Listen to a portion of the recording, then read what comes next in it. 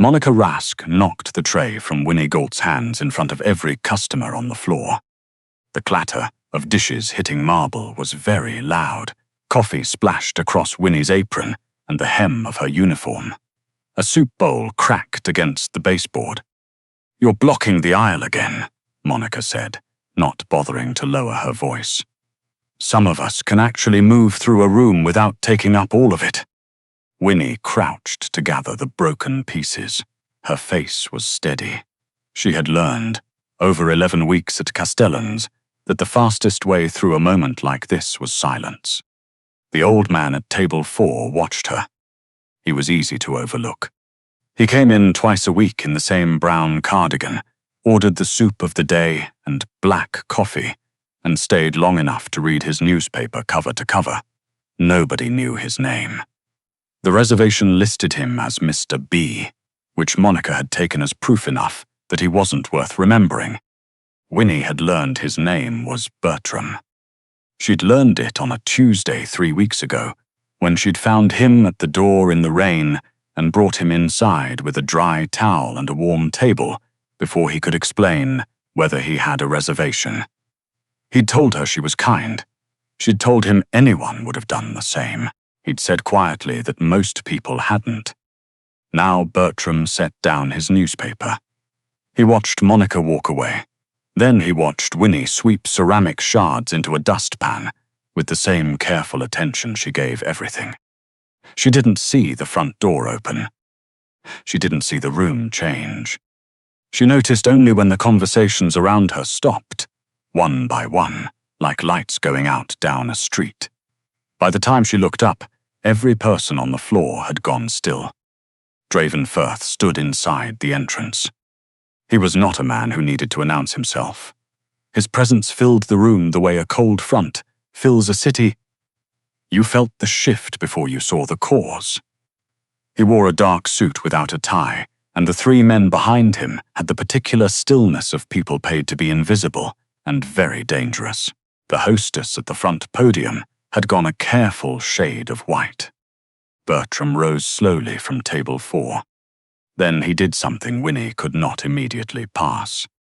He pointed at her. "Draven," the old man said, "that young woman." Draven Firth crossed the floor without looking at anyone else. Winnie was still holding the dustpan. There were coffee grounds on her left shoe. This was the exact condition in which she found herself when the most feared man in the city stopped 2 feet in front of her and said, without preamble, "Are you hurt?" She stared at him. "From the fall," he said. "I didn't fall, I was." She stopped. "My shoulder a little. It's fine." Draven turned. Monica stood near the service station. She had not, until this moment, connected the man who arrived with bodyguards to the unremarkable old man she'd allowed to occupy a corner table for 3 weeks. The color leaving her face suggested she was making that connection now. "Mr. Firth," she started, "I didn't realize." "No," Draven said, "you didn't." The word closed a door.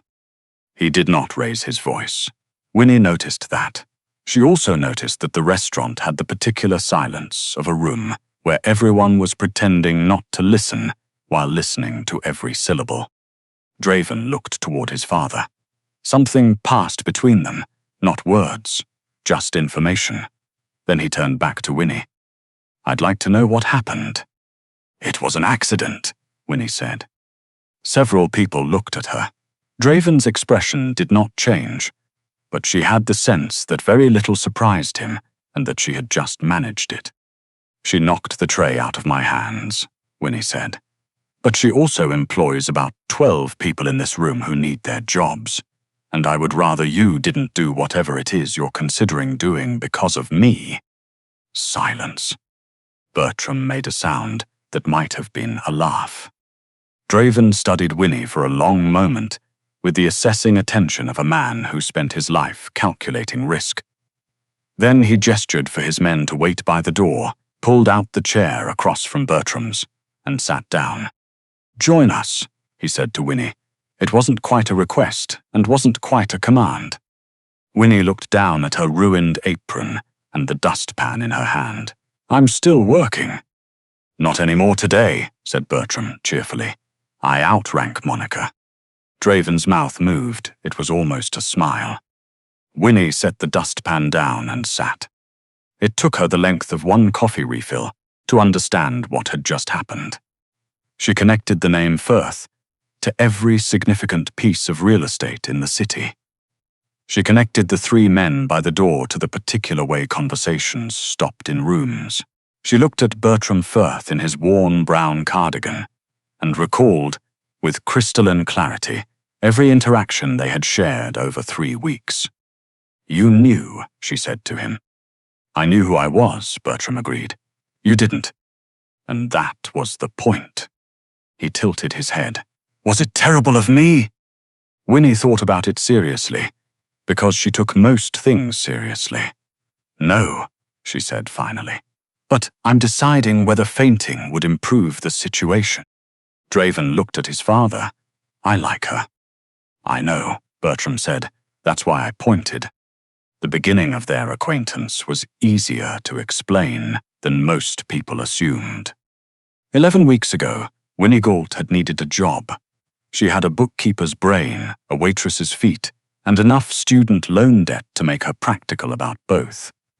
Castellans had offered decent hourly plus tips. She had taken it and spent 2 weeks convincing herself she was invisible enough not to bother anyone. She was good at making herself small, which was its own kind of irony for a woman her size. The other waitstaff were polite in the careful way of people who had made a preliminary judgment and weren't going to revisit it. Monica Rask, the floor manager, had looked at Winnie on her first day the way people look at furniture they'd rather move to a different room, acknowledging its existence, resenting its placement. Winnie had navigated similar furniture category assessments before. She knew how to move through a room without demanding anything from it. Then a Tuesday rainstorm brought Bertram Firth to the door, and something shifted. He was dripping. He carried a folded newspaper under one arm and had the expression of a man who had been told twice this week that he couldn't have what he wanted and had decided to find it somewhere else. "Do you have a table?" Winnie asked. "I'll take whatever isn't inconvenient," he said. Everything about that sentence told her something. She brought him inside, handed him the spare dish towels from behind the service station, and led him to the warmest corner in the restaurant, which happened to be the one Monica kept reserved for people she considered worth impressing. "That table is for reservations," Monica said, appearing behind her. "He's here, isn't he?" Winnie said, and kept moving. Monica stared at her back. Winnie felt it between her shoulder blades the entire walk to the table. Bertram had looked up at her. "You might have just made an enemy." "Probably," Winnie agreed, and handed him a menu. "The minestrone is good today. Chef made it fresh this morning." He ordered the minestrone. She brought it with bread, unrequested, because it was cold outside and it seemed obvious. He ate with the unhurried attention of a man who had learned not to take small pleasures for granted. When she refilled his coffee, he said thank you in a way that meant it. That was the whole of it, the first time. He came back Thursday, then the following Tuesday. Winnie started having his table ready without being asked. She learned his habits the way you learned anything that mattered to you, without deciding to. He took his coffee black and too hot, which she interpreted as evidence of a difficult past. He read the newspaper front to back, which she interpreted as evidence of a careful mind. He was 77 years old and walked with one hand occasionally bracing against furniture, which she interpreted as evidence that nobody had offered him a steady enough arm, because when she did once, on a day the floor was slick from a cleaning crew, he took it without embarrassment and thanked her without making it strange. He told her his name was Bertram on the 3rd visit. She told him hers on the 4th. "Winnie," he repeated, as if storing it somewhere important. "Short for Winifred," she said, "which I don't use because I'm not a Victorian housekeeper." Bertram laughed with his whole face. My wife would have loved you. The past tense settled between them without explanation. Winnie did not ask, because she had spent enough of her own life fielding questions she hadn't been ready for to know what it felt like to be approached from the wrong direction. Instead, she said, "The pie is lemon today, better than it looks." High praise from a woman who makes soup sound like a religious experience. I just describe what's actually in it. Nobody else in this room does that, he said, and for a second, neither of them was talking about pie. The Wednesday after Draven's arrival, Winnie came to work and found her schedule had been changed. Not fired. Moved to the back prep station, away from the floor, away from tables, away from Bertram's corner. Monica delivered the news with the specific pleasure of someone who had been waiting for a safe opportunity. Reorganization, she said. Nothing personal. Winnie looked at the revised schedule. Then she looked at Monica's face, which was performing neutrality badly. All right, Winnie said. She spent the morning restocking the cold station and relabeling the dry goods with the same precision she brought to everything, because imprecision was how things went wrong, and she had no patience for things going wrong. At 11:15, Bertram Firth walked through the front door. He looked around the floor. He did not see Winnie. He sat down at table 4, which nobody had thought to prepare for him. Monica brought his menu. He looked at it. Where is Winifred? He asked. She's been reassigned to prep. A pause. Why? Monica recited the reorganization explanation. Bertram listened to all of it. When she finished, he folded the menu and set it down. I'll have whatever she was planning to make me, he said, and tell her I said hello. The rumors started the following week. Winnie heard them secondhand from Tabitha, who worked the lunch rush and had the unfortunate quality of being constitutionally unable to keep anything to herself. People are saying you knew who he was, Tabitha said, refilling salt shakers beside Winnie at the prep counter. Bertram, I mean. His son, that you figured it out somehow and played the whole thing. Winnie kept labeling. They're saying that's why you were always so nice to him. The extra bread, the coffee, always having his table ready. Tabitha looked genuinely troubled. I know that's not. I mean, I don't think. It's fine, Winnie said. It's not, though. It is. Winnie set a container aside. People believe what they need to believe. I'm not going to chase everyone through the building explaining my reasons. Tabitha stared at her. That's it. You're really not going to say anything? Winnie thought about the calculation people were making, that kindness, when it came from someone who looked like her, working where she worked, must have an angle. The logic was self-sealing. Defend yourself. It looks like guilt. Stay quiet. It looks like guilt. The verdict had already been written. The people who matter already know, she told Tabitha. She meant Bertram. She wasn't thinking about Draven when she said it. But 3 days later, she found him in the hallway outside the prep kitchen. Draven Firth did not typically stand in service corridors. He had the quality of someone who had arranged the world so that service corridors came to him. You heard, Winnie said. Yes. And you haven't done anything about it. Neither have you, he said. No. Why? Winnie leaned against the shelving behind her. There was flour on her sleeve she'd stopped caring about 2 hours ago. Because I know what I did and why I did it. Your father knows. You've apparently made your own determination. She looked at him steadily. Whose opinion am I missing? Draven was quiet in the way that meant he was actually thinking rather than deciding when to speak. Why did you treat him that way, he said, before you knew? Winnie looked down at her hands, wide, practical hands. Her grandmother's hands, built for getting things done without making a production of it. My grandmother raised me, she said. Draven waited. She was a nurse for 40 years, Funniest person I ever knew, told terrible jokes, could burn water and somehow make extraordinary biscuits. A small smile. After she retired, something changed. Not her, but the way rooms responded to her. She'd walk into a doctor's office and the staff would talk around her instead of to her. Ask me what she wanted while she sat right there. She told me once that getting old wasn't the hard part. Winnie paused. The hard part was feeling like she'd disappeared. Something shifted in Draven's expression. Not dramatically, but the way a locked room shifts when the right key finds the tumbler. I was 12, Winnie said. I couldn't fix it, but I made myself a promise. I would never be one of the people who looked through someone because they weren't useful enough to look at. She said it the way you say things that have been true for so long, they've stopped feeling important. So when I saw an old man sitting in the rain without a reservation, she said, I didn't see your father. I didn't see a Firth. She shrugged, small and honest. I saw a person who needed a warm table.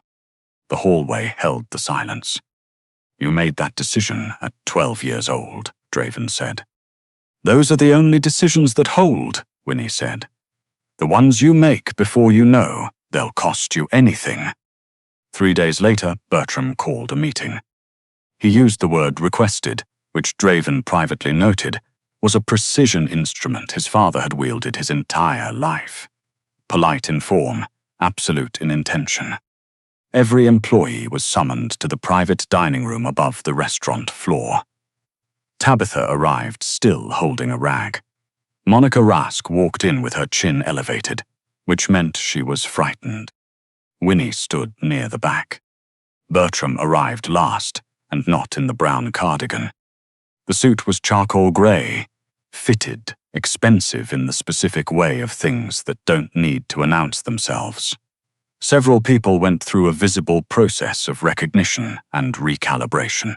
The man they had seen before, and the man he actually was, and the distance between those two images was doing something uncomfortable to their faces.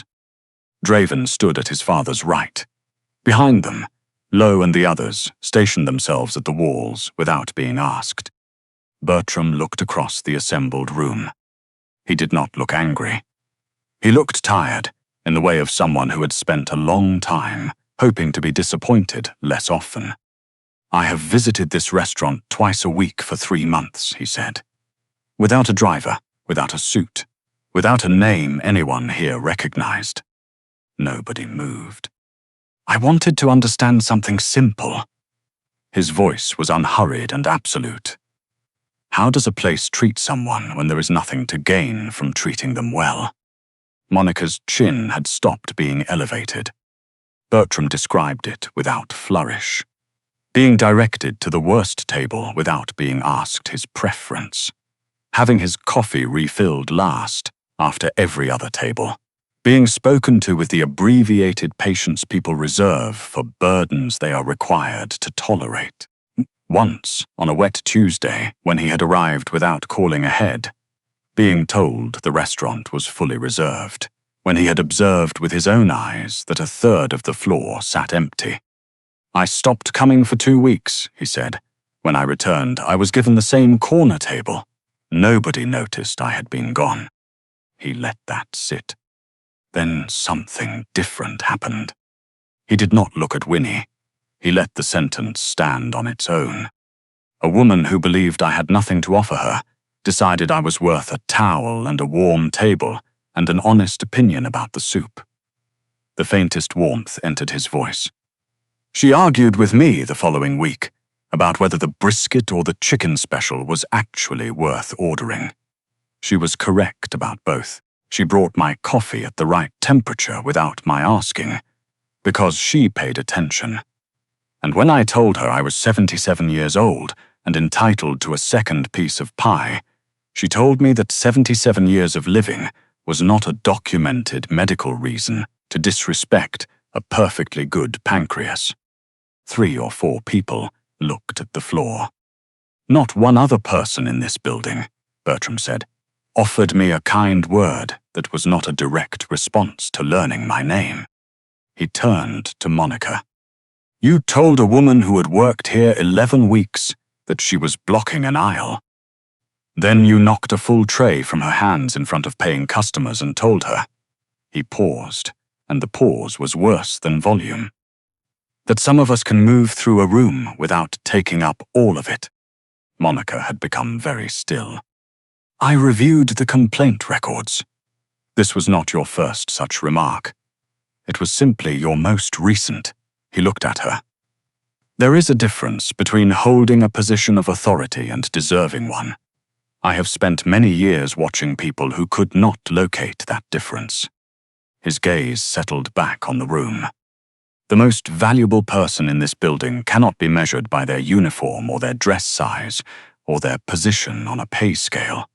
His voice did not rise. It can be measured by one thing: who behaved well when no one with power was watching. Nobody answered. Bertram nodded once, and that was the end of it. Monica Rask was dismissed within the hour. 2 servers received formal warnings. The incident report regarding Winnie was struck from the record. When the room began to clear, Draven said one thing. Any employee who needs further clarity on how guests are to be treated is welcome to seek employment elsewhere. Simple, final. Winnie had started toward the door when Bertram found her. His eyes were brighter than usual. You're not going to gloat, he said. No. Most people would. Winnie looked toward the door through which Monica had left. The manufactured contempt. The way cruelty needed a target to sustain itself. I wanted her to stop hurting people, she said. I didn't need to enjoy what it cost her. Bertram was quiet for a moment. Then, I think you might be the most uncomplicated person I've ever met. I'm not uncomplicated, Winnie said. I just decided a long time ago which things were worth my energy. And what did you decide? She looked at him steadily. The person in front of me, not the audience watching to see what I'd do with them. Behind them, Draven heard every word. The offer came a week later. Winnie was restocking the prep station when Draven appeared in the doorway holding a folder, which she had already learned to treat as a harbinger of complexity. You're here about something complicated, she said. My father wants you to manage his household accounts and to accompany him to appointments and social engagements, sis. He placed the folder on the counter. He describes the role as companion, though he has also described it as having found someone worth bothering more conveniently. Winnie opened the folder. The number on the first page was considerably more than a prep kitchen salary. I'm not going to spend my time agreeing with everything he says because he's your father, she said. He would find that useless. And if I think he's wrong, I'll say so. That, Draven said, appears to be precisely why he's offering you the position. Winnie looked at the folder again, then at him. Draven Firth was harder to read than most surfaces. He had spent years ensuring that. But standing in a prep kitchen doorway with his jacket loose and a folder in one hand, he looked, briefly, like someone waiting for an answer for reasons that were not entirely professional. All right, she said, but his diet is my jurisdiction. Draven's mouth moved. He won't agree to that. He doesn't have to agree. He has to comply. This time, the smile reached his eyes. The months that followed were quieter than Winnie expected, and warmer than she had believed the Firth household capable of being. Bertram was, as advertised, a man of strong opinions and strategic helplessness. He claimed not to understand the television remote until he wanted to watch baseball. He forgot his reading glasses in every room, except the one where they'd be useful. He insisted on walking to the corner bakery every morning regardless of weather and expected company, which Winnie provided, including on the morning it rained, and he wore the brown cardigan again, by deliberate choice, and told her it was his favorite piece of clothing, and he had no intention of retiring it just because he owned better. You have suits, she said. Several excellent ones, he agreed. They make people nervous. So does the cardigan, At this point, he laughed with his whole face. Draven started appearing on the bakery walks. He said it was incidental, early calls, convenient route. Winnie said nothing about it because she was not in the business of making people explain themselves to her before they were ready. But she noticed.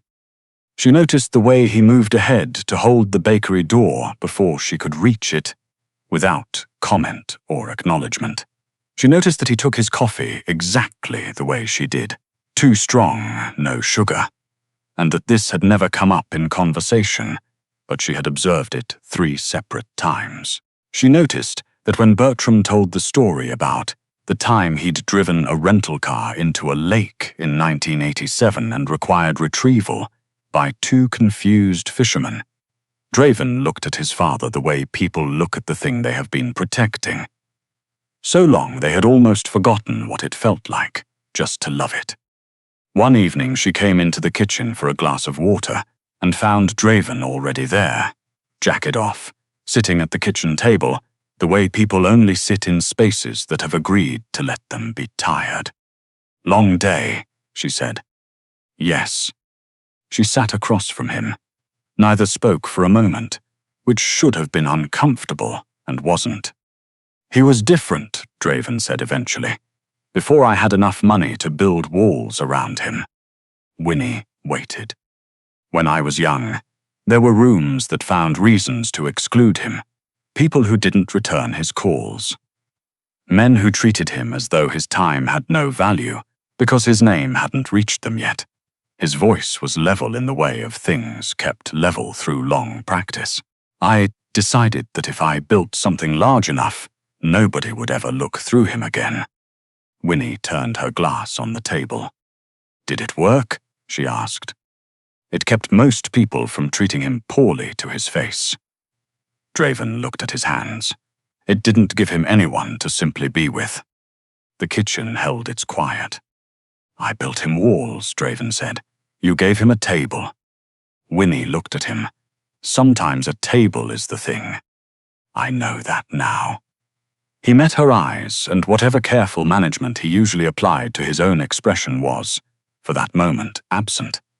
"I also know that whatever this has become, for me, it stopped being gratitude some time ago." Winnie's glass was suddenly very interesting. "I don't need to be managed," she said, "or protected from things I can handle myself. I've been doing that alone for a long time." "I know. And I'm not going to become someone who agrees with you because your name opens every door in the city." "If you did," Draven said, "I would lose the only honest voice left in my life." She looked at him then. There was no calculation in his face, no performance of certainty. Just a man who had spent a very long time being feared, finding that fear was a cold substitute for what he was looking at now. Winnie reached across the table and set her hand over his. It was a small thing. Draven looked down at it the way people look at something they had decided not to want because wanting it felt dangerous. "Your father is going to take full credit for this," she said. "He already has," Draven said. "He told me on Tuesday." Winnie laughed. Draven's hand turned over beneath hers and held on, and neither of them needed to say anything else, because the truth of it was already in the room, quiet and certain and entirely sufficient. A year later, Bertram Firth was engaged in a territorial dispute over seating arrangements. "That chair," he announced, pointing to the one beside him at the head of the table, "has belonged to Winifred for 11 months. I want it formally acknowledged." "Everything has been formally acknowledged," Winnie said, sitting. "You mention it at every dinner." "I like consistency." "You like winning." "Same thing," he said with great dignity. The table was full. Family, a few close friends, and 3 kitchen staff members Bertram had specifically requested be included because, as he put it, they had made him feel welcome in a building full of people who were paid to try. Draven sat beside Winnie. Over the past year, she had noticed that he was almost always within arm's reach of her.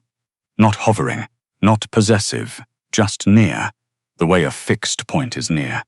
She had stopped noting it around month 4 because it had simply become part of the landscape. A young server working his first week at the estate was circling the table with the careful attention of someone still counting his steps. He leaned toward one of the older kitchen staff and whispered something that Bertram caught the way. Bertram caught everything, without appearing to try. The old man set down his fork. "Come here," he said. The young man went pale. Winnie hid her smile behind her water glass. Bertram looked at him directly, without ceremony. "Do you know why this woman is sitting at this table?" The server shook his head. Bertram folded his hands. Something in his face settled into the specific quiet of a man who is about to say the one true thing. "When she first met me," he said, "I was wearing an old cardigan I'd had for 20 years. I had no driver waiting outside. I had no visible reason to be important to anyone in that room." He paused. "She brought me in out of the rain. She remembered how I took my coffee without being told twice. She gave me her honest opinion of the soup, rather than the one she thought I wanted to hear." He looked at Winnie. "She treated me like a person before she had a single reason to." The table was quiet. "There are people," Bertram said, "who decide your value based on what you're wearing and who's standing behind you. And there are people who look at you first." His voice was gentle and final at once. "She looked at me first, before she knew my name, before she knew my son's name, before any of it." He picked up his fork again. "That is why she is sitting at this table. That is why she will always be sitting at this table." Winnie reached beneath the tablecloth and found his hand. Across from her, Draven raised his glass. He was not a man for speeches. He had never needed to be, but his eyes, when they found hers, carried the quiet and certain weight of someone who had spent years building armor against the world and had finally found the one person for whom he wanted to set it down. Bertram raised his glass. The table followed. The young server stood a beat too long, absorbing something. The way you absorb a thing when it rearranges itself from a story into a fact you'll carry with you. Winnie caught his eye. "The soup tonight is excellent," she said simply. "Go tell table 9 before it gets cold." He went. Bertram leaned toward her, satisfied. "You are going to be extraordinary at this." "I already am extraordinary at this," she said, "specifically at managing you. I am thoroughly unmanageable. You have eaten every vegetable on that plate without negotiating once. I consider it my finest professional achievement." Draven's laugh was low and private, the kind he kept only for this table, this hour, these people. Bertram pointed at him. "She did that," he said to the room and to no one in particular. "The rest of us looked for it for years and couldn't find it." No one argued. The table that had begun as a corner in a restaurant full of careful hierarchies had become the one place in the city where no one was ranked, or assessed, or held against a name they hadn't yet been offered. It had become that because one woman, on a rainy Tuesday, had looked at an old man in a worn brown cardigan and decided, without calculating the return on it, that he deserved a warm place to sit. And everything else, every slow and true and necessary thing that followed, had come from there.